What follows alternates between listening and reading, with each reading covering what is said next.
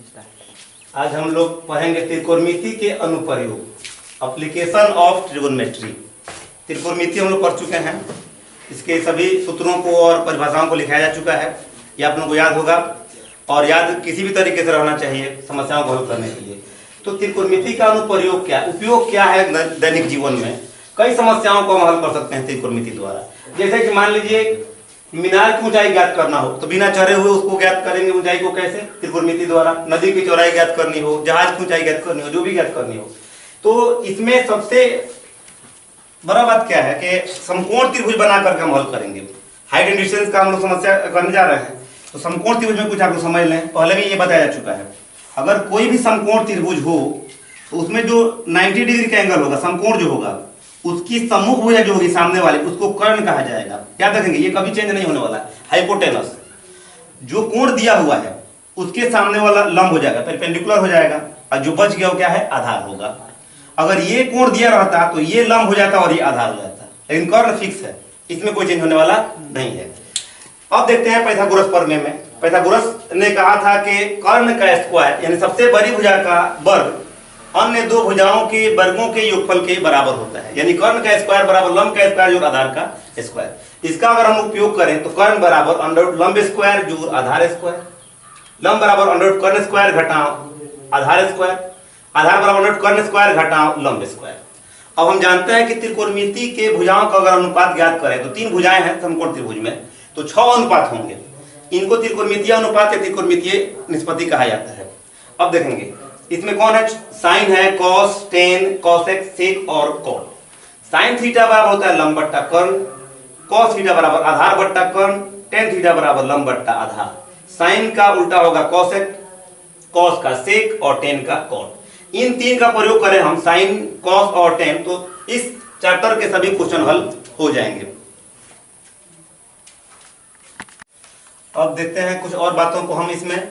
दृश्य कोण क्या है, अगर देखिए वस्तु द्वारा नेत्र पर बने कोण को दृश्य कोण कहा जाता है। अगर ये वस्तु है और यहाँ पे नेत्र है तो ये वस्तु द्वारा यहाँ पे एंगल एक बनेगा कोण, इसी कोण को दृश्य कोण कहा जाता है। वस्तु से दूर जाने पर जो दृश्य कोण होता है वो छोटा हो जाता है, जिस कारण वस्तु छोटी दिखाई पड़ती है। और वस्तु के करीब अगर हम पहुंचेंगे तो दृश्य कोण क्या होगा, बढ़ेगा, और इसके बढ़ने से वस्तु क्या दिखाई देगी, बड़ी दिखाई पड़ती है। अब ये क्या होते हैं, 2 प्रकार के उन्नयन कोण, एंगल ऑफ एलिवेशन। जब वस्तु ऊपर हो और नेत्र नीचे हो, देख रहे हो हम, तो जो कोण बनेगा उसको बोलेंगे उन्नयन कोण। और नेत्र ऊपर हो वस्तु नीचे हो तब जो बना कोण होगा क्या कहलाएगा, अनुमान कोण, एंगल ऑफ डिप्रेशन कहलाएगा। देखिए जैसे कि अगर हम यहां से इस वस्तु को देखें तो ये जो कोण बनेगा उन्नयन कोण कहलाएगा, और यहां से अगर इसको देखें हम तो ये जो कोण बनेगा वो अनुमान कोण कहलाएगा। उन्नयन कोण हमेशा अनुमान कोण के बराबर होता है। क्यों बराबर होता है, ये दोनों रेखाएं क्या हो जाएंगी, समानांतर हो जाएंगी, और ये दोनों एकांतर कोण होंगे, जिस कारण ये क्या होगा, बराबर हो जाएगा।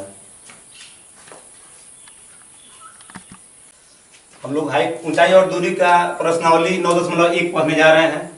पहला प्रश्न है कि एक खंभे से 30 मीटर लंबी एक डोरी बंधी हुई है जो कि धरातल के साथ 30 डिग्री का कोण बना रही है, तो इस खंभे की ऊंचाई ज्ञात करनी है। 20 मीटर लंबी डोरी है। तो देखिए मान लिया कि ये भी एक खंभा है जिसकी ऊंचाई कितनी है, h है। इससे डोरी 20 मीटर लंबी एक बंधी हुई है जो कि इसके साथ 30 डिग्री कोण, धरातल के साथ 30 डिग्री कोण बना रही है। तो खंभे की ऊंचाई हमको h ज्ञात करना है।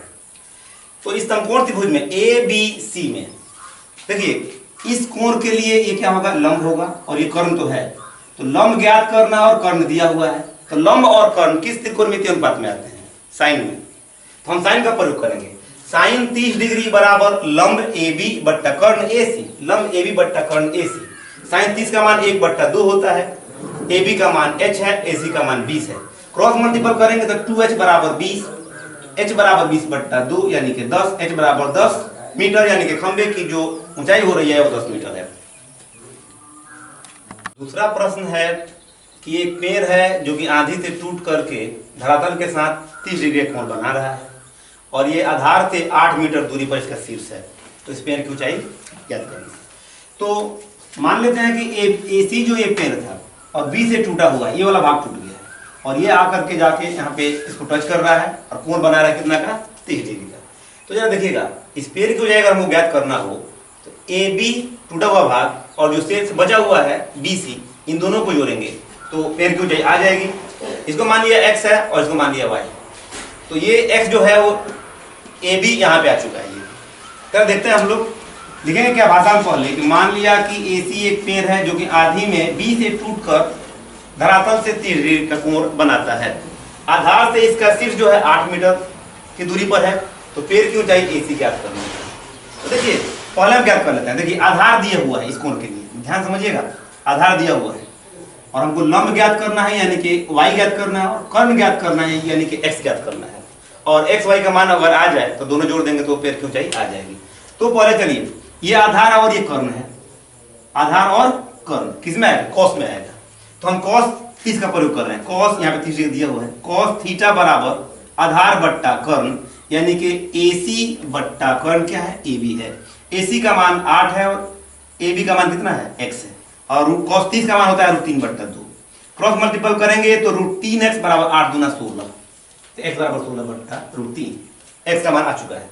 अब देखिए ये लंब और ये आधार, इसे लंब ज्ञात कर लेंगे। लंब और आधार किसमें आते हैं? tan में। तो tan 30 बराबर लंब बट्टा आधार, लंब का मान y है, आधार का मान 8 है, क्रॉस गुना करेंगे तो √3y बराबर 8, y बराबर 8 बट्टा √3। x का भी मान मालूम हो चुका है, y का भी मान मालूम हो चुका है, तो पेड़ की ऊंचाई बराबर x जोड़ y 16 बट्टा √3 जोड़ 8 बट्टा √3, एलसीएम हो गया √3, 16 जोड़ 8 24 बट्टा √3। हर का परिमेयकरण करेंगे यानी कि √3 से ऊपर नीचे गुना करेंगे तो ये 24 √3 हो गया बट्टा √3 गुना √3 3 से कट गया कितना? 8 √3 यानी कि पेड़ की ऊंचाई 8 √3 है।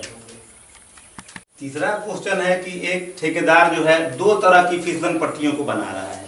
5 वर्ष से कम उम्र वाले बच्चों के लिए जो फिसलन पट्टी की ऊंचाई है वो 1.5 मीटर है और ये जो है 30 डिग्री का कोण बन रहा है, झुकाव जो है। और 5 वर्ष से बड़े बच्चों के लिए फिसलन पट्टी की ऊंचाई वो 3 मीटर है और झुकाव जो है वो 60 डिग्री का है। तो दोनों फिसलन पट्टियों की लंबाई यानी कि AC और PR ज्ञात करना है। तो मान लेते हैं कि जो 5 वर्ष से छोटे बच्चे हैं उनके लिए जो फिसलन पट्टी है उसकी ऊंचाई AB बराबर 1.5 है और जो ये लंबाई है फिसलन पट्टी की AC वो कितना है? x है। कोण कितना का है? 30 डिग्री का है। तो ये देखिए ये लंब दिया हुआ है और ज्ञात क्या करना है? कर्ण। फिसलन पट्टी की लंबाई कर्ण। लंब और कर्ण किस त्रिकोणमितीय अनुपात में आएंगे? साइन में। तो हम समकोण त्रिभुज ABC में साइन 30 डिग्री बराबर लंब AB बट्टा कर्ण AC। AB साइन 30 का मान 1 बट्टा 2, AB का मान 1.5 है और AC का मान कितना है? x है। क्रॉस मल्टीपल कर रहे हैं हम तो x बराबर 1.5 गुने 2 यानी 3 मीटर। इस फिसलन पट्टी की लंबाई जो हो रही है 3 मीटर हो रही है। अब चलते हैं हम इस त्रिभुज में, समकोण त्रिभुज में। समकोण त्रिभुज PQR में कोण कितना का है? 60 डिग्री का है। लंब का मान है 3 मीटर, कर्ण ज्ञात करना है तो लंब और कर्ण साइन में ही आएगा। तो साइन 60 डिग्री बराबर लंब बट्टा कर्ण, साइन 60 का मान √3 बट्टा 2, PQ का मान 3 है, y क्रॉस मल्टीपल करेंगे तो √3y बराबर 3 दूना 6, तो y बराबर 6 बट्टा √3। हर का परिमेयकरण कर दीजिए, √3 से ऊपर नीचे गुना, 6 3 18, 6 √3 और √3 में √3 से गुना करते 3 होगा, 3 दूना 6 कट गया यानी कि 2 √3। तो जो दूसरे फिसलन पट्टी की जो लंबाई हो रही है वो 2 √3 मीटर हो रही है। चौथा क्वेश्चन है कि एक मीनार है जिससे 30 मीटर दूरी पर एक बिंदु है जो कि मीनार के शीर्ष के साथ 30 डिग्री कोण बना रही है। तो मीनार की ऊंचाई ज्ञात करनी है। मान लेते हैं मीनार की ऊंचाई कितनी है? h है। मीनार AB है जिसकी ऊंचाई h है और इससे 30 मीटर दूरी पर एक बिंदु C है जो कि मीनार के शीर्ष से 30 डिग्री कोण बना रही है। तो मीनार की ऊंचाई h ज्ञात करना है हमको। तो जरा देखिएगा इस त्रिभुज में ये लंब है और ये क्या है? आधार है। लंब ज्ञात करना है, आधार दिया हुआ है। तो कौन सा त्रिकोणमितीय अनुपात लगाएंगे? लंब बट्टा आधार tan। तो देखिए tan 30 डिग्री बराबर tan थीटा बराबर होता है लंब बट्टा आधार। tan 30 का मान होता है 1 बट्टा √3, लंब का मान h है और आधार का मान 30 है। क्रॉस मल्टीपल कर दीजिए, √3 h बराबर 30 यानी कि h बराबर 30 बट्टा √3।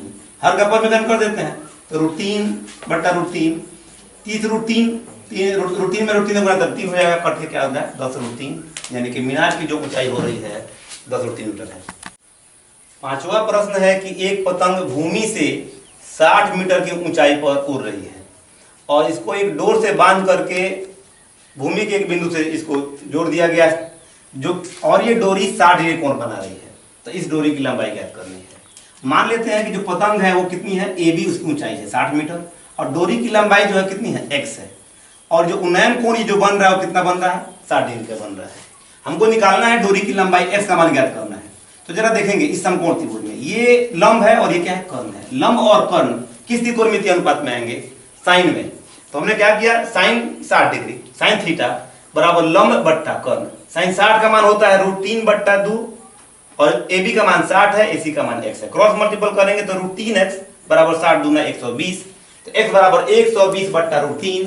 √3 अपरिमेय है, हर का परिमेयकरण कर देंगे, √3/√3 यानी हो गया 120√3/3 कितना 3।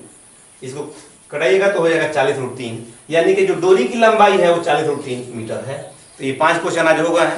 आप लोग नोटबुक और बुक अपना लेकर के इसको प्रैक्टिस करिए, बनाइए और अगला क्वेश्चन हम लोग नेक्स्ट देखेंगे। चैनल को सब्सक्राइब कीजिए।